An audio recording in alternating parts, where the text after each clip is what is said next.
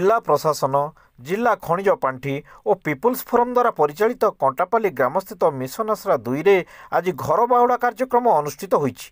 प्राय 2 वर्ष तले लक्ष्मी मुनि नामक जड़े मानसिक विकारग्रस्त महिला को ब्रजानगर बंदिया अंचल ग्रामवासी मिशन आसरा 2 रे उद्धार कर दलों द्वारा कंटापाली अणाଯାଇଥିଲା एवं सेठारे भर्ती करा ଯାଇଥିଲା। 2 वर्षर सेवा यत्न काउनसेलिंग और नियमित औषध द्वारा लक्ष्मी मुनि निजर घर ठिकाना और आसामर कामपुर जिला बोली मिशन आश्रार कर्मचारी मानक जणाइथिले। मिशन आश्रार कर्मचारी माने से ठिकाना खोजबार लागि पड़िथिले। गत वर्ष डिसेम्बर मास 12 तारिख दिन केन्द्र कर्मचारी माने आसामर पुलिस सहायतार लक्ष्मी मुनि बापा को निज झील लक्ष्मी मुनि विषय जणाइथिले।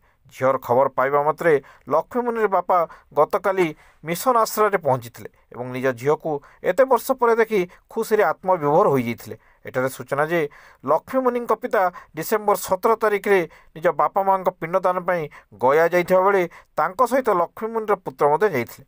गयाठारे लक्ष्मी मुनिर पिता तांको बापा माँ श्राद्ध देवा परे निज नाती को ता माँ श्राद्ध देवाई कही, किंतु तांको नाती पिंडदान नक सेठू उठी पलैथिले एवं मो माँ बंची बोली कही। किछि समय पर आम केन्द्र कर्मचारी खबर पाई आसाम पुलिस लक्ष्मी मुनिर बापा को जोगाजोग कर लक्ष्मी विषय जणाइथिले। आज ता 18 तारिख सकाळे लक्ष्मी मुनिर बापा मिशन आश्रा 2 रु निज झील को घर को फेराई नहीं। यही कार्यक्रम में जिला सामाजिक सुरक्षा अधिकारी सुनील कुमार नायक, पीपुल्स फोरम पश्चिमांचल मुख्य तथा सभापति संजय जेठी, केन्द्र परिचालक किरण कुमारी गुप्ता, केन्द्र कर्मचारी माने मध्य उपस्थित थिले। ए अवसर में आमर आराध्य देवता महाप्रभु जगन्नाथ प्रतिछवि को जिला सामाजिक सुरक्षा अधिकारी द्वारा अर्पण कर लक्ष्मी मुनिर भविष्य जीवन पर उन्नति कामना करा जायथिला।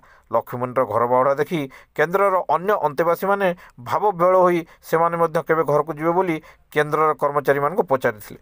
वर्तमान एही केन्द्र रे 93 जन अंतेवासी अछंती एवं सेमाने सेवा यत्न घर को जीवा अपेक्षा रही।